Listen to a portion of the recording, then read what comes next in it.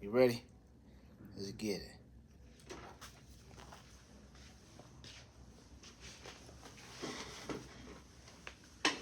It's action. Action. We are live from the world famous Fadeaway Barbershop 3400 South Jones, Suite 21. And this is the Cloth Talk Show. Yes, sir. I am BI Services, a.k.a. Bird the Barber. This is Lauren the Barber. We here. Make sure y'all tap in Fadeaway Barbershop, LV on YouTube. And we just switched the game up. You know, today is Monday. We know we usually do this on Tuesday, but we was like, why not try it out on a Monday in the middle of the day? And that's what we doing. So we see how it go. Yeah, we want to see, man. You gotta always try new things, you know. So, what was this week? What are we at? We just finished New Year's. What do we head into? They just had a barber expo, right? Or they just had a barber show the other day, right? Did you see that? I didn't. Where was that at? They did Sleeves was in it. Sleeves the barber was in the design contest. Man, I got caught. What's his name? Martin was there. Oh, I got to take a look. I didn't even know. It was at the Shack. Oh, that. Okay, I did see that they had something. Oh, okay. You know what? I got to start pulling up to the ones that's at the barbershop, the little barber battles. Yeah, I did. That was lit. It looked like it was going down up in there. Yeah, man. You know what? And that's a good idea, too, man. We're going to have one. We're going to have one here. Straight up, though. That'll get all of the barbers together. I like uniting the barbers and all that. But that's a shout out to them, though, man. Shout out to the Shack. Yeah. Shack had a barber show. What else? Anything else? We got National Trick Day coming up, Valentine's. I think that's the next big thing for you young barbers out there and you OG barbers. I think that's it. It's a slow week right now, I'm pretty sure, for a lot of people. You know, we just drained them. So it's kind of slow right now, guys. But this is the time to get your content up. You know, start working on maybe other streams of income. Learn how to invest the money that you do got. Learn how to invest. You see, I didn't say just invest. Mm-hmm. Learn how to invest money and put it in different places. This is a good time to do that right now, you know. And collaboration is always good, man. You know, I think, you know, when we take that next big step, I think it's going to be with a good collaboration as well, you know. Mm-hmm. Someone working just as hard as us or something just working just as hard as us, so. 100%. Yep. So that's it. That's all. So let's see. What's up? What do we got going on? Google hits 4 trillion. Google just crossed 4 trillion in value. Mm-hmm. Powered by AI ads, cloud, and control of daily internet life. Mm-hmm. So, if Google ever failed, what part of daily life breaks first?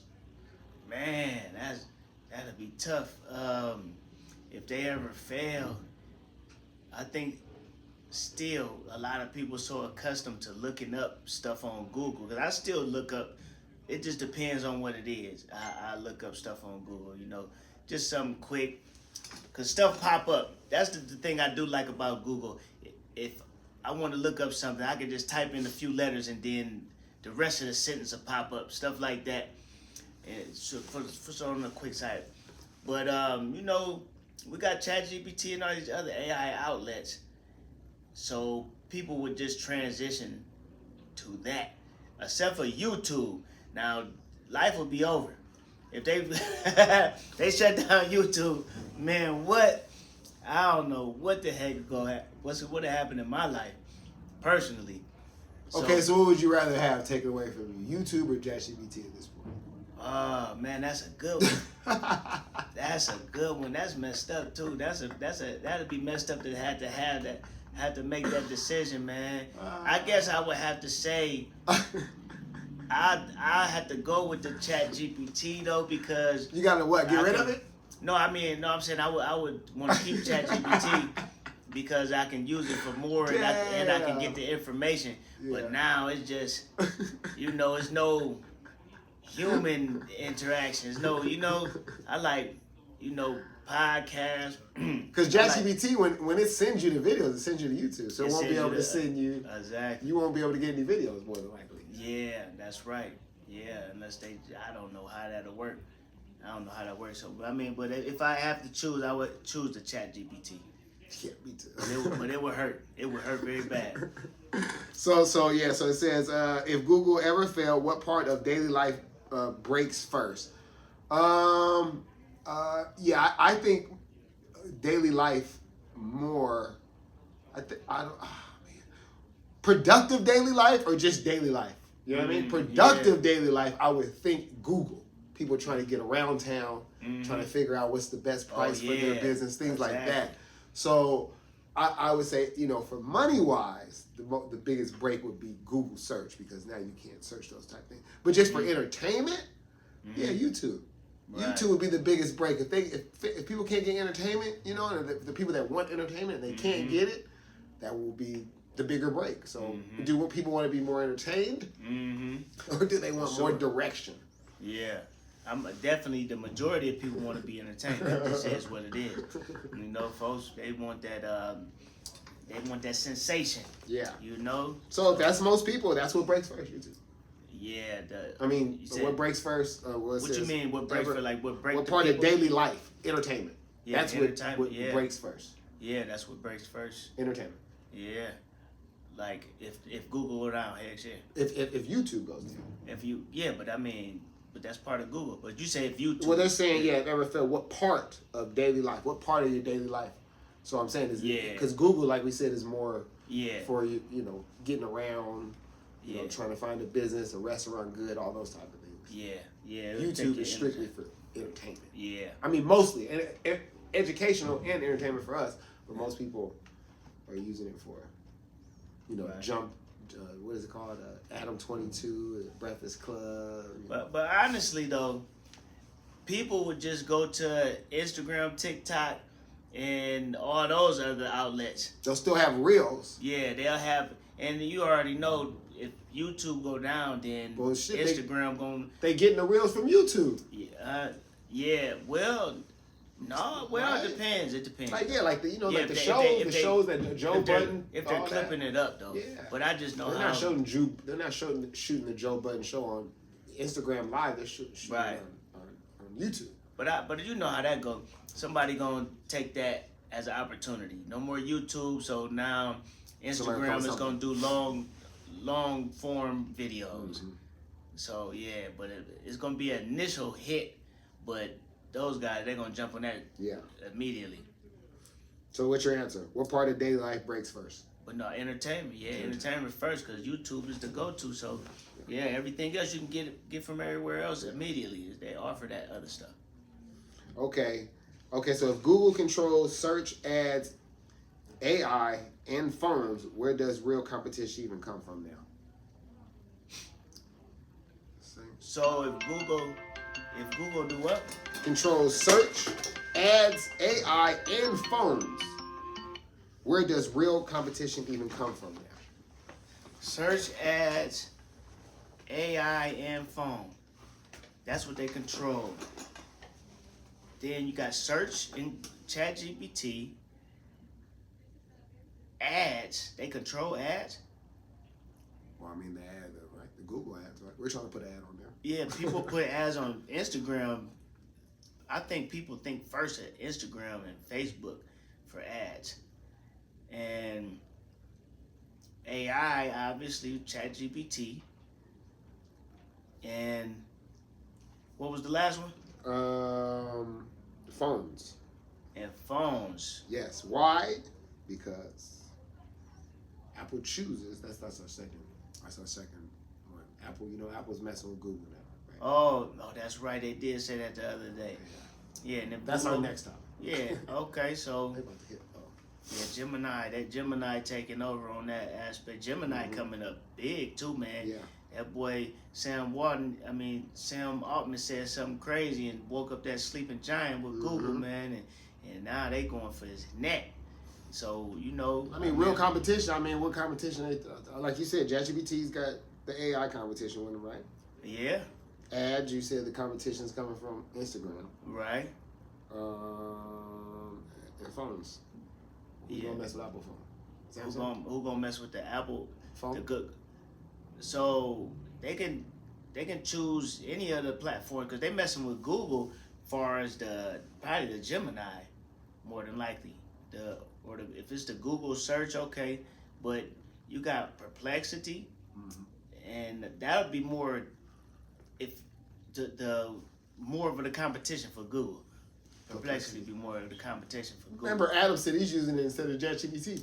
Yeah. I mean, because they offer all of that, and they all have their different advantages. But you know, from my experience, like the stuff that you want, that you usually go to get from Google, is more similar to Perplexity. Okay, well, that's my second topic. Apple chooses Google AI. So Apple chooses Google AI tech to power parts of Siri and iPhone AI instead of building everything in house like we thought they were going to do. So let me see. So they got a multi-year Apple Google AI deal. Google AI powers Apple features, and Apple keeps hardware ecosystem control. Okay. So, are we watching tech companies quietly split power instead of competing? Oh man. So, okay. Seems like it, right? People are messing with each other. They've been investing in each other, man. You know, they've been collaborating from the start, honestly. So I didn't never really see where they were going at each other's necks. Kind of like ChatGPT and Gemini and, you know, all those different chat boxes. But, you know, really, OpenAI, they've been I forgot who they invested $10 billion into, but they invested a lot in somebody. And you can't make that go down one notch. Yeah, I probably could.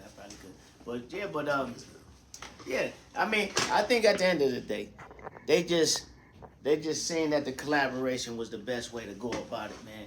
But they're making different type of chips. Everybody's making their own little versions of chips, you know. So, but Google, they with that lower costing chip that they just made, that was supposed to be really good. I guess that's how they won over Apple, and yeah, you know. But I mean, that's how I feel about it. Yeah. So, are we watching companies quietly split power instead of competing? Like I said, that's the first time I'm hearing all this. Maybe I wasn't doing good enough research before, but you know, didn't Meta combine with somebody? Didn't they just buy somebody's data? They bought Google's data or something, right? Didn't they? Or they combined with Meta and Google did something together too, right? Man, that's a good one. I thought they did. I thought that's what we talked about. I thought. Remember, because we were comparing who had more data for a reason. Yeah, exactly. Because remember they combined and did something together. I thought they did. Well, possibly. Look here, man. Look here. Yeah. You know what? I'm gonna look it up then. Yeah. That's the best way to do that. But yeah. So I think that they are they are splitting power. I think they know that that it's probably better to combine instead of going at not going at each other, but I got my own chip, you got your, combining them together. You know, so I think that's what I'm seeing going on.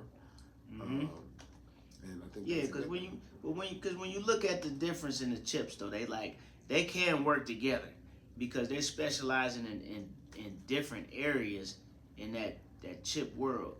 You know. So I don't really think I mean, I know Google said that they was trying to go directly for the lower spending customers of ChatGPT. I mean, of NVIDIA, matter of fact. But it's still kind of, you gotta. I mean, you know what? Look here. Let me check, and I'm gonna see what's the difference between a chip and NVIDIA's chip. Yeah, and they said, the other question, did Apple just admit they don't need to win AI just to control the customer? Let me think. Did Apple just admit they don't need to win AI, just control the customer? So they're like, we ain't got to win the AI. We're going to buy it from Google, and then now we got just as much AI as everybody else in ours, but everybody's connected to our phone. They already love our brand, so they're gonna stay with us. So we don't need to go we don't need to work on our AI. We buy them, we buy Google, let them work on it, put it into our phones that everyone already is addicted to, and yeah, we still, the bottom line is still met. Mm-hmm. That's what I would think. Right. And this says, okay. It said Meta does. This is speaking about it in general. Meta does buy Google services, just not data. Example: Meta has signed, been reported to sign multi-billion-dollar deals with Google Cloud, Google infrastructure. That's compute storage, not Google selling Meta your personal data. So I mean, I don't think that's what happened. I don't think Meta bought anything from Google like that we speaking about, because it would have brought up like a deal or whatever. Yeah. But, so no. But go ahead with the question again that you were saying. The other one was what was it? Let me see. Did Apple just admit they don't need to win AI? They just need to control the customer. Did Meta said it? No. Did Apple just admit they don't need to win AI? They just need to control the customer. They just need to control the customer. Yeah, that's what it sounded like to me. Because if they just went ahead and said, Google, you take over this area, you know what I'm saying? Let's just work together and get this money. That's what they saying. Yeah, right? That's what it looks like to me too. Yeah. Okay. Tesla's paying humans to train robots. Did you hear about that? You want to do it? I mean, 100,000. I mean, with some cash, you gotta drop it. You know what I'm saying? Depends on how I do it, man. Because like I said, 100,000 a year ain't the same as an entrepreneur. I mean, I'm gonna get 65. Let me see. Tesla is paying people to help train its humane robots. Optimus using motion capture and VR. Good Lord. $25 or $48 an hour. $25 to $48 an hour. So what's that? That's, you know how much minimum wage is out here in Las Vegas, Nevada? I think we said like $7 something. $7? I thought that's what we were saying, wasn't it? $7, bro? Oh, it's more than that. Come on, man. It I gotta hope it be, is. bro. $7. Yeah, because it'd be What tough. year is that? It'd be tough out here, boy. Yeah. I started, I think, at $5.75. Oh, okay, yeah. Yeah, 30 years later. Man, you know what, man? I've been out of that loop for so long, man. I don't even know. So $25 to $48 an hour. You think that's good? The 48 sound better. Yeah. The 25, but people be a lot of people be Man, that's telling me about jobs. They be happy with $20 and up an hour. So the robots learn human movement, and goals are for factory and labor tasks. Oh my God, it's gonna be stacking boxes, wrapping boxes up, loading the trucks, unloading the trucks. Yeah. So they training them to take their job, take everybody's job, but everybody knew this was coming anyway. So when robots learn from us, should workers own part of what they train? Man, should they own a part? That's good. That's good. They should, but not everybody gonna do it. Yeah. Because you'll say that, and then the dude down here that's more desperate gonna do it for nothing. He gonna do it for the free. Them the ones that mess up the whole bag every time. Like, you know, yeah, I mean, because like you just said, it's easier to say people want to go for all the ownership, but then it just depends on how desperate you are for the money. Yeah, that's what I'm saying. You know, somebody life or death, yeah. and they, you gonna take it. Yeah, they'll find somebody. Because you're talking about human movement and stuff like that. Like, everybody got that. Everybody got human movement. Yeah. You know, so. Yeah. Yeah. So yeah, you think? So the question was, do you think they should workers own part of what they train? Yeah, we do think they should, but we don't think they'll be able to. Yeah, right. I don't think they'll be able to maneuver that. Yeah. Too many desperate people. That's why barbers can't keep a same price with everybody. We can't all we all can't come with agreements on the same price, because somebody's gonna be like, nah, like me. Nah, I'm about to take that 20, 25. I gotta put it in the gas tank. You know, and that's what messes it up. So, so I'm part of messing it up, guys. I'm sorry. I just thought about that. Hey. You know? Maybe I'll do better, but everybody gotta, it's like everybody gotta ride though. Yeah, we can't be riding over here. But you know what? That's why we gotta have a a union. You know what I'm saying? Barber union. Barber union. You want to be man. head of it? Hey man, I'll take that. I You do need a that. salary though, huh? Nah, not really. Not really, because I just believe in the networking, and yeah, I wouldn't be mad about taking that job to be head of the barber union. Well, I would think that we need to try to find out how to do that then, right? Why don't we have a barber board? Yeah. I mean a barber union. A barber union. Barber union. Why Yeah, not? because nobody took the initiative to do it, and it's a new day though. Because if we're thinking about it, then we should make it happen, man. Not wait for somebody else to start it. We can start it. Yeah. Yeah. Okay. Yeah. All right. So Trump calls for 10% credit card interest cap. Mm-hmm. Okay, a proposal to cap credit card interest at 10%. Man. For 1 year aims to ease consumer debt pressure. Mm-hmm. That's kind of weird. So current rates are 20 to 30 right now, 20-30%. Mm-hmm. Yeah, so it's a 1 year proposal cap, and it would require approval. So you would still have to be approved for this to happen. Mm-hmm. That would be cool though, right? I wonder I guess you would have to have a certain type of credit score, I would think, right? For them to approve you to be like, all right, you really owe 30%, but we're going to let you just do 10%. Mm-hmm. It has to be someone that is creditable. Yeah, they chopped that down by 2/3. That's crazy. Right? I mean, that'd be a beautiful thing, though. I can't lie about that. Yeah, that would be. Yeah. Okay, if credit card interest drop, does discipline drop with it? More than likely. When you don't have, what they call that, when you don't have consequences that are really strict, that you're not scared of, really, folks, they more likely to do something crazy. That's all. Yeah. You're saying without laws and stuff? Man. What would you say? No, that's it. Like without grave consequences. I think that's how you say it. Without some consequences that are really strict, that you're scared of. Like you're more likely to do this situation. Like right now, you go steal right now from that smoke shop. Mm-hmm. You go to jail, get a misdemeanor. Mm-hmm. You steal in some of these other countries, they cut your hand off. Exactly. So there's no stealing, too much stealing there. Exactly. That's consequences high. Consequences is high. That's right. So that's just normal human behavior. So yeah, I would think so. There's definitely the discipline of some, But I mean, yeah. But at the end of the day, put all your credit cards on automatic debit, man. Automatic payment, because it's too hard to try to manage all of that type of stuff, man. And you don't want to, man. You need your memory to be as clear as possible, so you can focus on the next move. Real stuff. Yeah. Mm-hmm. So if credit card interest drops, does discipline drop with it? Well, they said that would require approval.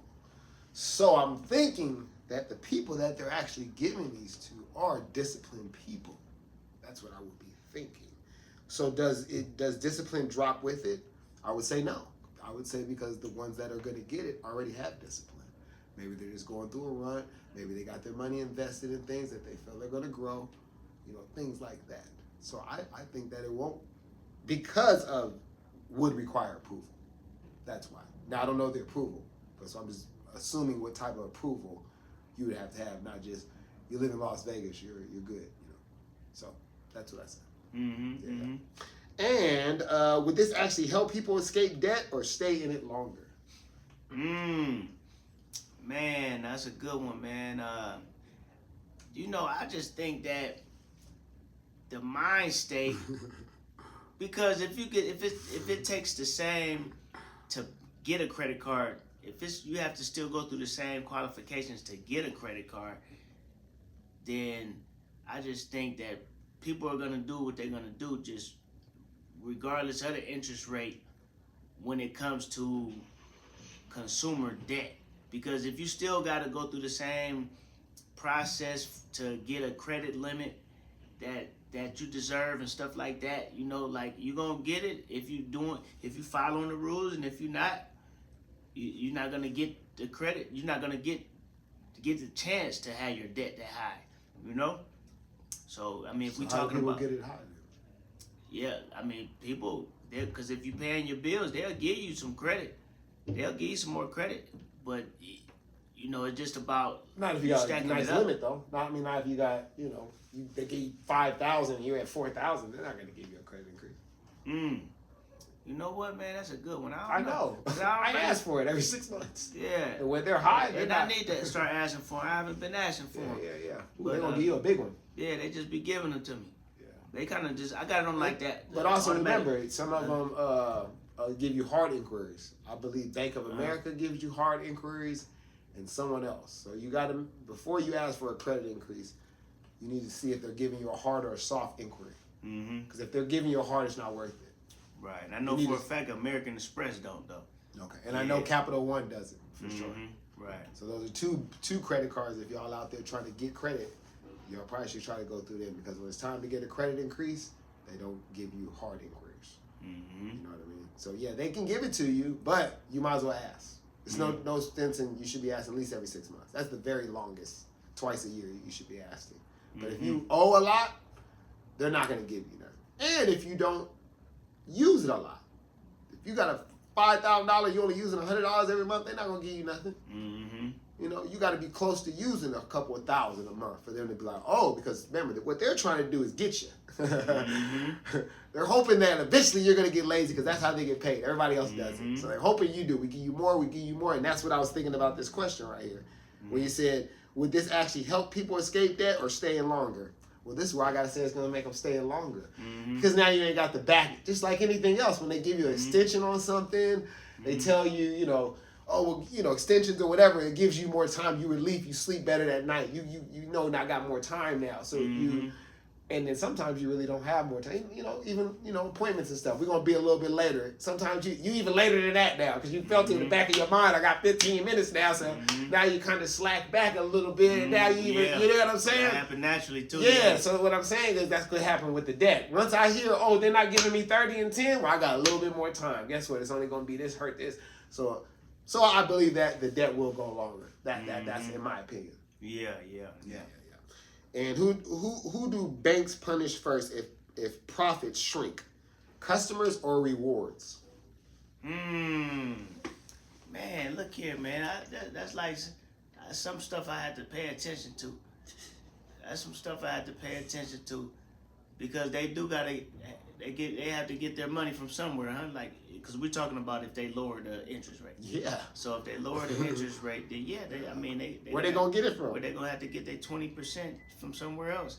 So they're gonna have to give away less rewards, but when they give you the points and stuff like that, that help increase your spending, So, but they're not gonna get as much as they usually get. So I mean, I guess they have to lower the points that they give you. That's the only way. They have to lower the rewards. Yeah, right. Yeah, that's what I would say. I mean, because how else would they can still get it from the customer. They, annual fees, they can make that go up another $25. Yeah, that's what it'll be, the annual fee. Yeah. Because real talk, if they lower the rewards, then you'll probably want to go somewhere else. Yeah, right? Is that promote not spending as much, because they're giving you rewards because they want you to spend more. But if you're not gonna get them rewards like that, you like, why am I using this credit card? You know what I'm saying? Yeah. But you can look at it like I'm using it for protection. For sure. If that's the case. But if you're doing business people are probably thinking about that more. The regular person just using a regular credit card, I don't know if their first thought is protection. That's the reason why I'm using this credit card. But as credit card also, do we just assume that since they got 10% now, they're going to use more of their money? No. Do we give them more of their cash, or what you mean? No. Use more credit now. Now that they're only getting 10%, maybe they got a $10,000 credit card, it's $4,000 they're using on it, but now the 33% only goes to 10%. Don't you think maybe they're going to use more now of the 4,000 now? Yeah, they would. I mean, that's what they would. That's what the banks or the creditors are probably thinking as well. But that's a thought process, right? That's an assumption. They got to go get it now. So it's probably going to be on the annual fees of the cards for sure. Yeah. No, but I think that they'll spend more, like you just said, because they got the 10%. Because at the end of the day, they're just looking at it's some available money that I don't have. That's usually with the credit card. People are thinking that's like it's free money. They're looking like it's some extra money. When it's not, you got to pay that back. You know what I'm saying? So yeah, with the least interest, you're gonna spend more. So the rewards might not even matter. There's some people to this day, they don't even have credit cards that give rewards. I done talked to people. They just got regular credit cards. They don't. Yeah, they don't get points. Yeah, they don't even think about points. That's crazy. That's crazy. Yeah, especially for somebody like me that's about to use them things in 2 days. Yeah. You know what I mean? Exactly. So let's see. $200 billion mortgage bonds to lower housing costs. That's good, right? Yeah. They say the government ordered a $200 billion in mortgage bond purchase to push interest rates down. So Fannie Mae and Freddie Mac are involved. So FHA loan, they're involved. Rates right now are like 6%, and it aims to boost lending.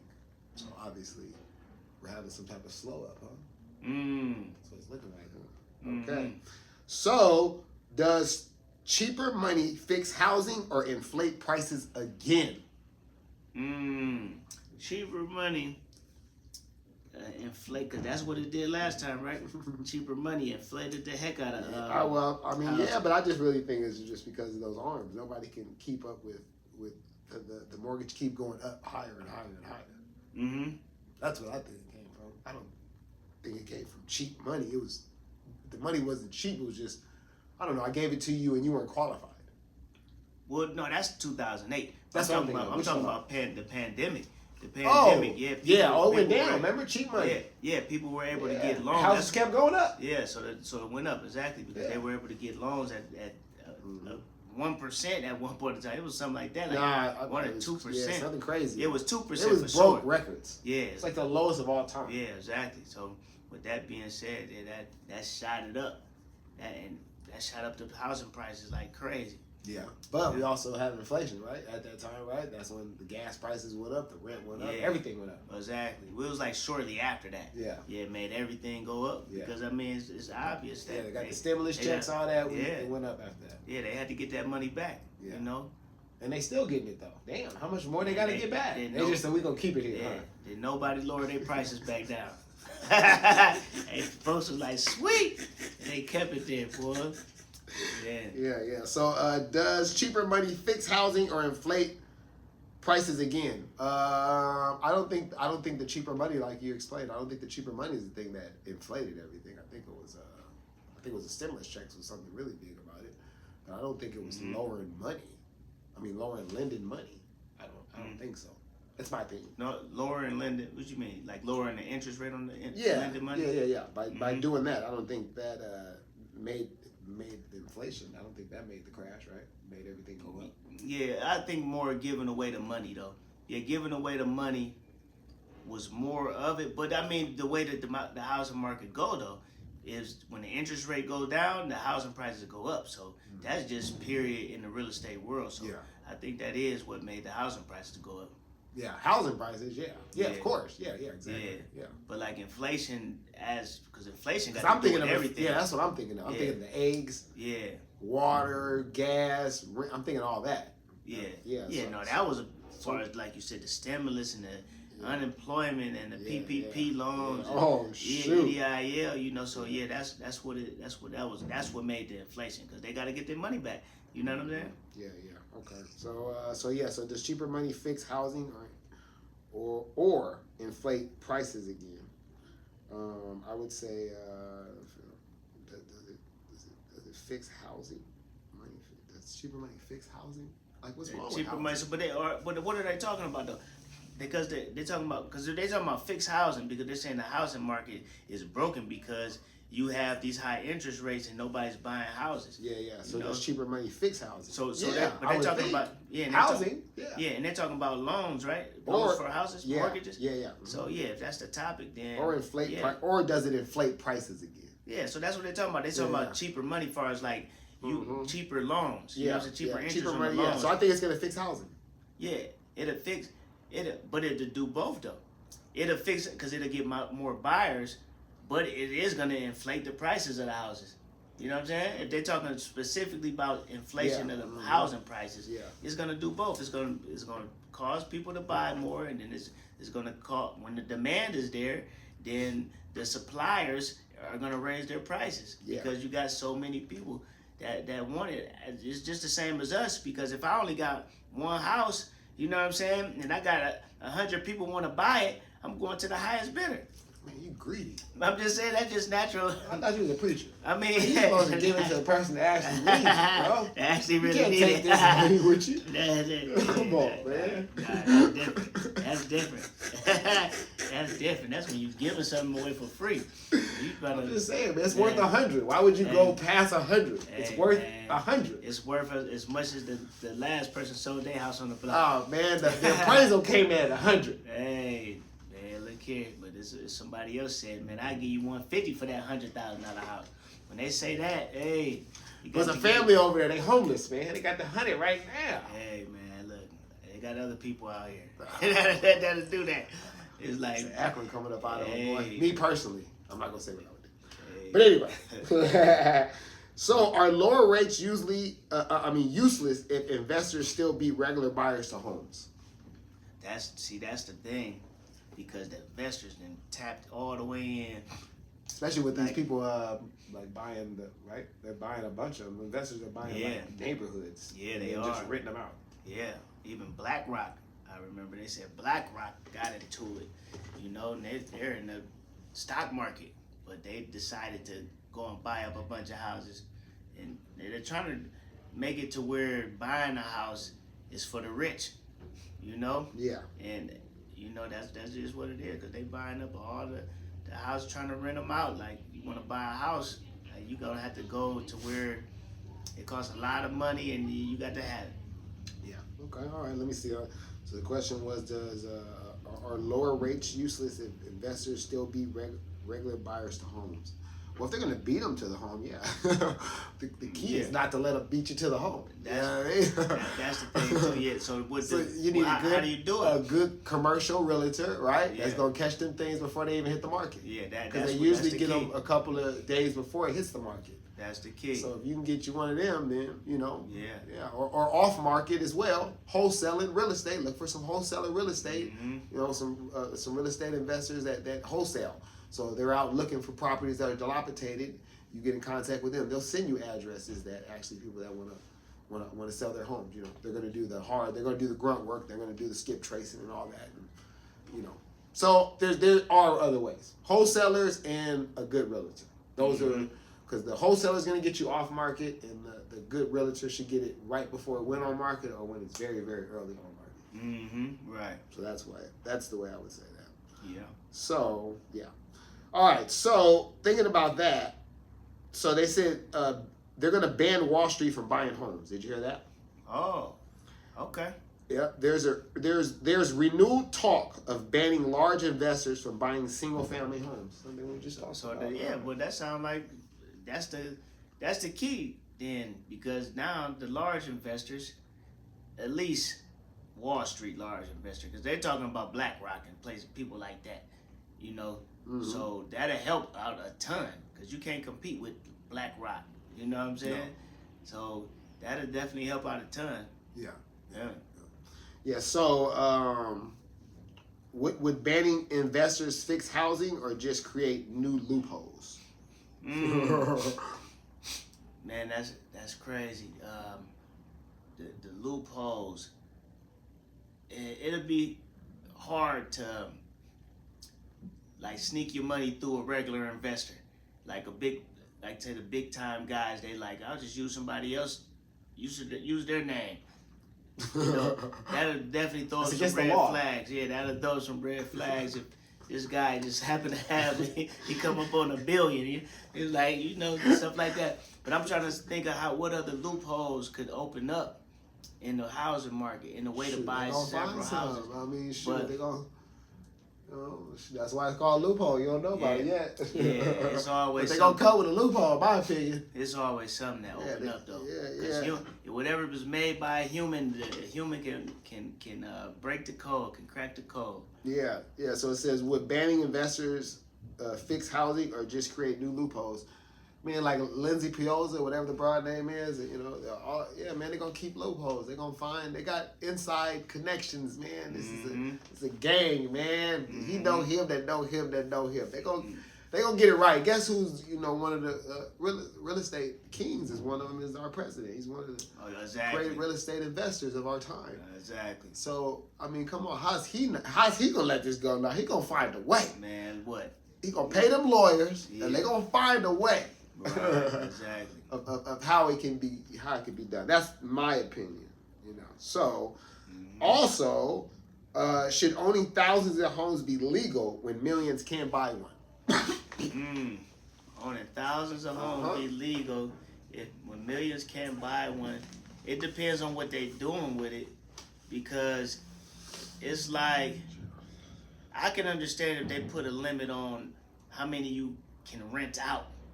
You know what I'm saying? Okay. If they say it's only amount that you can rent out. If you're gonna, because if you're just buying them, all you're doing is renting out. It seems like you're trying to be a part of what we were just talking about. Yeah. To make it to where regular people can't afford to buy a house. Yeah. It's like once you get to that limit, the rest they gotta be for flipping or whatever. You can own them for a certain amount of time or whatever, and then you got to sell them. You got to put them on the market. Mm-hmm. Yeah. So, I would think that would be, because I mean, they say, there's a lot of land. There is a lot of land out here. You drive from Vegas to Los Angeles, you see a bunch of land, but that land is not, livable at this point, right? There's no pipes, and you can't live on that land. So the land that you can live on, there's only so much. Mm-hmm. So I don't think that it should be a monopoly on who owns the land, because eventually they could be able to do that. So I think, like you say, it should be a certain amount that you can rent out. There's other investments and stuff out there, but there should be a certain amount of real estate that you can invest. I don't know that. I don't know how we come up with that. But there should be some type of limit. There should be no monopoly on anything in America, right? Mm-hmm. Right, for sure. So it got to be fair. Okay, this is my guy. Okay. All right. We only got one more. We're gonna do it. Fine. What's going on? I'll be ready for you shortly, sir. We just recording a little podcast. You want to sit down on his couches? If you want to. Yeah, you can go over there and sit down. Yep, no problem. Yeah. Got you in 15 minutes. Mm-hmm. Yep. Okay. Okay, man. So we're gonna get to the elephant in the room. I got a couple of things. The elephant. The only other thing I was gonna say was the NVIDIA and Lilly. They combine AI and healthcare. They put AI in healthcare. NVIDIA and Eli Lilly are using AI to speed up drug discovery and healthcare innovation. So, they partnership, $1 billion partnership. AI uses for drug research, and pharmacies are tech merging fast with them, with AI. So that's crazy. So, if AI can design drugs faster than humans, who controls the cure? Doctors or corporations? Man, that's a good one, man. That's a good one, but at the same time, as we know, the better you are, the better the AI gonna be. You know what I mean? So the doctors, they have the information already in their head. They know how to direct the AI in order for it to answer the specific details that they're looking for. So I think that it's still the same. They're controlling the operation, and the AI is being a great helper. You feel what I'm saying? So it says if AI can design drugs faster than humans, they design the drugs. Who controls the cure? So they're the doctor or the corporation? They're designing the drugs. So if they're designing the drugs, then they're curing. They're doing the curing. That is what it is. Yeah, they're the ones that's coming up with the cure. Yeah, that's what it is. The AI is the one coming up with the cure. Okay, in my opinion, they're both doing it right. They're both coming. Because they both got the cure. The doctors got the cure, and they both got the cure, right? But wait, is the doctor making the medicine though? AI can design drugs faster, so they're designing. Can a doctor design the drug? Exactly. No, I'm thinking that because it wouldn't even be the specific doctor, because the manufacturer is gonna, so the doctor is gonna tell what they want. It's gonna tell the AI what they want, and the AI is gonna come up with the formula, and then they're gonna send the formula to the manufacturer, and then they're gonna make it and distribute it. And I mean, I'm guessing for all the cures now, scientists or whatever. I'm guessing all the cures now AI has control over, but I'm guessing the new ones they're gonna need the doctors, right, to make the new cures, or are they gonna be able to make cures by themselves? What do you mean? You say like a cure? Let's just say we try to get the cure for the flu, or what was it called? What did we just have? The coronavirus. Yeah, yeah. So AI is gonna need a doctor to help them to get that cure, right? Or can AI just get that cure by itself? Yeah, well, no, it had to be the AGI where they don't need us, and they haven't came about. So that then, so then the doctor is gonna have to. They're gonna have to tell the AI what to look for the future cures. Yeah, obviously for the cures that are out right now, AI doesn't need them anymore.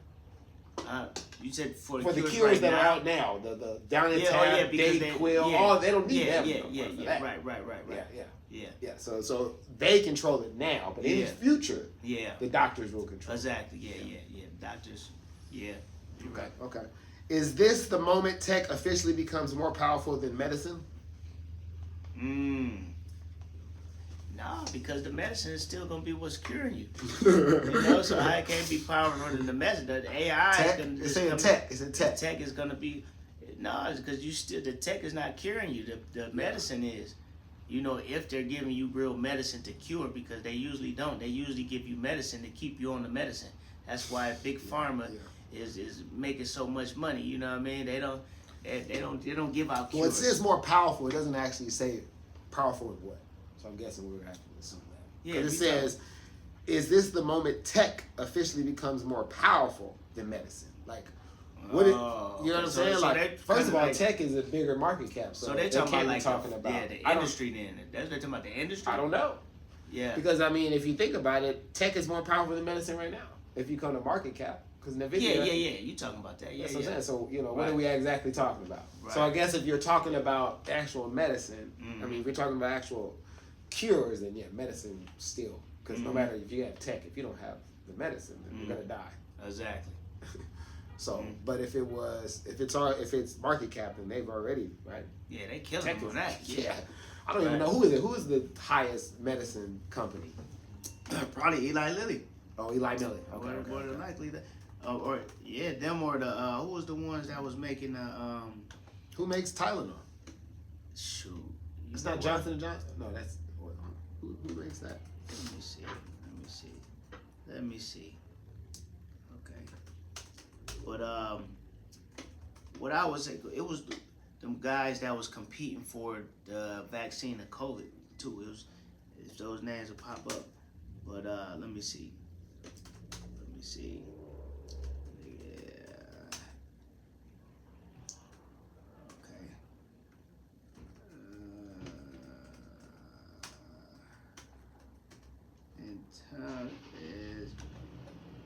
So, with that being said, it's working it out. But as of right now, what's the next question? Because this is thinking. All right, so elephant in the room. We got 2 segments of the elephant in the. Oh. Well, look, it came up. It did say Eli Lilly. It said biggest by market value is Eli Lilly. And what they are valued at. Yep, early January 2026. As of right now, they got the highest market cap. And what are they? And then, what is it? Eli Lilly. Yeah, but I'm saying, what is how much is the market cap? Oh, it doesn't say? What's their ticker symbol? ILLY? Probably, because they ain't even giving me that. But, let me say, biggest by total company revenue is Johnson & Johnson. Oh yeah, see, that's Yeah, awesome. so they making more revenue, Yeah. but Lily market cap is more. Let me see. Okay, 969 billion. It's almost a trillion. Yeah, man. Woo. That's a lot. So, but look like we were saying, the tech though, they killing them. Their stock is $1,000. Yeah, man. Yeah, you got to drop that bread. Okay. Let me get back. Okay, so elephant in the room. Salt and Pepper lose music rights case. Salt and Pepper lost a legal attempt to reclaim rights to their early music. Did you hear that? Jeez. These were contracts that were signed in the 80s. Court sided with the label. Common artist issues a lot. So, are young contracts legal traps? Man, that's the thing because they getting them when they real desperate, and definitely you just gotta be thinking long term. But I mean, I don't know, man. It'll be easier nowadays because you got ChatGPT. And you always get a lawyer involved. It's a good podcast right now, EYL. I was listening to some of it. It's Joe Budden's partner. Yeah, Did you listen to some of it yet? I didn't. I got it on my list. They're talking about that. They're talking about the partnerships and how all these people are giving their rights up and all that, and how you're not supposed to, and how you can live off memberships and all these other different things. It's a good podcast. I think I listened to most of it, but so that's a good shout out to listen to that podcast. But it's basically talking about what you're talking about. Like, are young contracts legal traps? I mean, yeah, because basically what they're doing is they're giving up, they're offering them money that they've never seen, and make them sign, and giving them rights. Exactly. And it's on, and they do it all the time. So yeah, they are traps. Of course, they're traps. If they're giving you $5 million, they see at least they're not giving it to you to get their money back. That's what he said. Exactly. They're getting it to 5 to 10 times extra thing. Exactly. I mean, it ain't an investment if you're not. Yes, exactly. So so yeah, I think they are traps. Yeah. But what is a trap? But that's what I'm saying. Like, because you're gonna get money, you're gonna get famous. Yeah. You're gonna be able to turn what you did with that into someone else. Yeah. Yeah. But if you can, in my opinion, try to go with the lower money that you're getting up front to try to hold on to your rights. Because Salt and Pepper, like I said, since this is 1980, it's 45 years in the makings. Yeah, they need, and thing is like, man, don't sign your whole life over. Don't sign no 20-year contract. You know what I'm saying? Something like that, because stuff like that just to be, as an introduction contract could be cool. If I'll sign for 5 years. You know what I'm saying? So stuff like that. Okay, I can understand it. You putting a whole bunch of money into me. But after a while, I got to, and it's a trial too. It's like, okay, so if I don't blow by this point, it's no need for you to keep on putting money into me. And by that time too, I gotta prove myself. So it give us both motivation. Okay. Do you know any artists that are doing that right now? Just right now, making that mistake? I don't. Any but creators? You know what? Any creators that are repeating that mistake today? No, I don't, man. I'm not in that market though, so I had to do my investigation. If we had old Kobe, he would tell us. Yeah. Kobe, wherever you at, baby? What up? Shout out to the boy Kobe. Yeah, he know about all that. Yeah, he know about all that. So yeah. If artists created the culture, why don't they own it? Man, good question, man. Because folks they just want to have fun. But ownership ain't easy, man. Because ownership means, like we were just saying, putting the money up first and then going through the struggle and worry about getting your money on the back end. A lot of people don't want to do that. You know what I'm saying? Who want to do all that work and have all that responsibility and wait. People want instant gratification right now. Fast food. That's why it's always a line. Yeah, so that's why it's always going to be more people that want to work a regular job and get paid than it is entrepreneurs. You know what I mean? But somebody got to be the entrepreneur to create the jobs. That's the reason why you're able to get paid when you go to a job. You know what I mean? Yeah. When I say if the artists create the culture, why don't they own it? Because you have to. You create a lot of things, but you got to know ownership and you got to know how to own your own stuff. You got to know the game, the rules of the game. You know, we're playing a game out here, and a lot of us didn't roll. That's what happened with the acre, right? We all got what slavery happened. What they say, a mule and the acre and all the whatever. They took it from us. Acres and a yeah, mule. yeah. They're supposed to give us all that, but we didn't understand how land worked and property taxes and things like that. They took it right back from us. You know what I mean? So yeah, we got a lot of things, but we have to learn ownership and how to own these things. We got to everything you do. You know what I mean? Yeah. So, but you got to be there. You got to be like Master P. You got to be willing to put up your own money along with it. So that's really the thing. It's like the key is start your own movement first from the ground up. You know, and then you go to them with something to offer. You always have leverage when you bring something to the table. You coming with nothing, I mean, you're more likely to get taken advantage of. Have you ever came into a relationship back in the day with nothing? With zero? Not with zero. Yeah. Nah, I ain't never did that, you know. Thank God. You ever mess with somebody that came in with zero? Yeah. Yeah. I messed with a few like that. I got to pay for it. I even had friends like that. I'm like, man, he ain't got nothing. I'm like, man, well, I gotta pick him up. He wearing my shirt. He gotta get him in the club. Man, the whole nine. But, gotta get him drunk. But he came with something. It's like an artist. What, he's about to fight? He's like a fight? No, he could get all the girls. Yeah, well then you gotta give it up. Yeah, he was the one that didn't have get no dressed. filter, no nothing. Get him dressed. Yeah, that's right. Get him dressed. Yeah. Drink. Exactly. So get him right. So that's how it worked out, just like an artist, man. Yeah. All right, the last thing is Kevin Hart partnered with Authentic Brands Groups to scale ownership of his name. So Kevin Hart becomes co-owner of ABG Management Global Brands, and they focus on long-term legacy. So, did Kevin Hart win by talent or learning business late and acting fast? Learning business late? They said he learned business late? That's or learning business late. Okay, did Kevin Hart win by talent or learning business late and acting fast?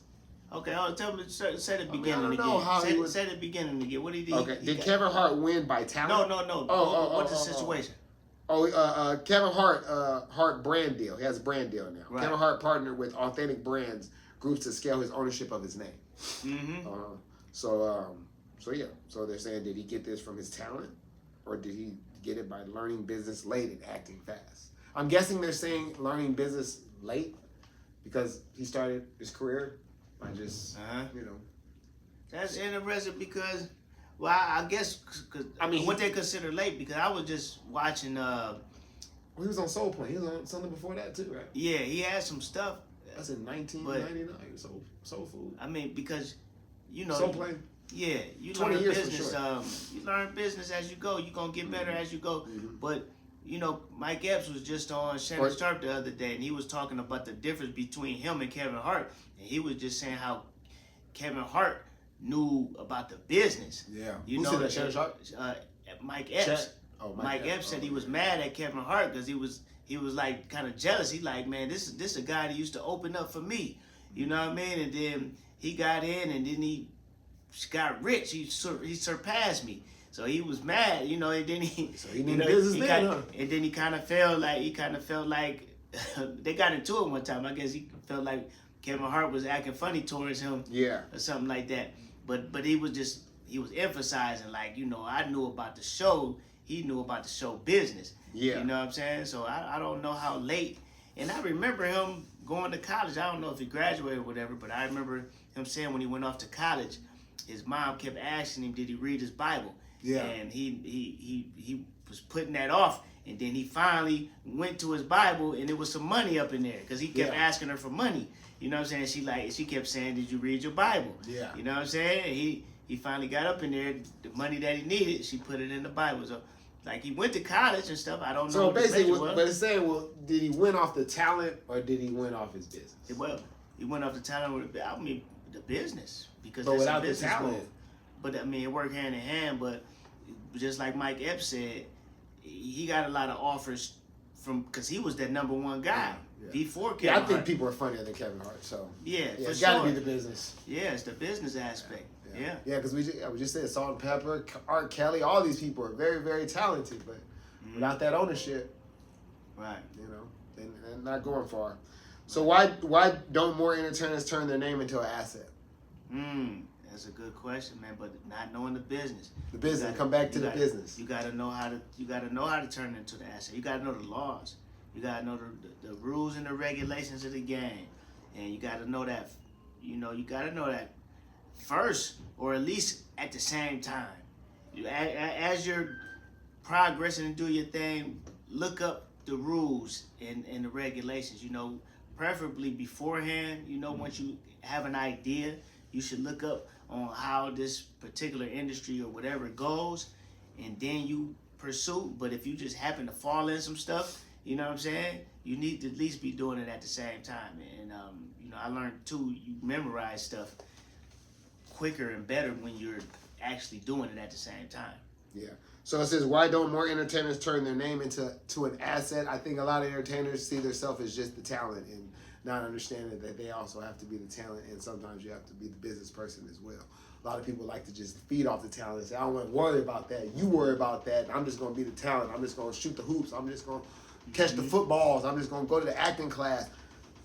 But so you have to do two roles. You can't just be one dimensional when it comes to trying to business, because that's how you turn yourself into an asset. So, and it's fame worthless without ownership. Is fame worthless without ownership? Man, for real. I mean, because what is you then? If everybody own you, what did that make you? If you're a slave. Yeah, but what if you get a free steak every night? Yeah, you're famous. Man, I mean, what you gonna if you don't got no ownership, at the end of the day, you got all of the process goes. I guess you have to understand what nothing is, because a steak is something.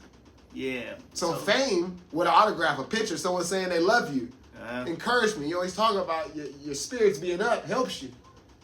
Yeah, people love that, the attention and stuff like that. But you got to think about the generational wealth aspect of it at the end of the day. Because at first, it's more of a selfish thing. All humans have that, because we start off as kids and it's all about me, me, me. Some people grow out of it, some people don't, but so it's a process. Get yours, and then you bring people along with you. So you gotta think of how am I bring people along with me.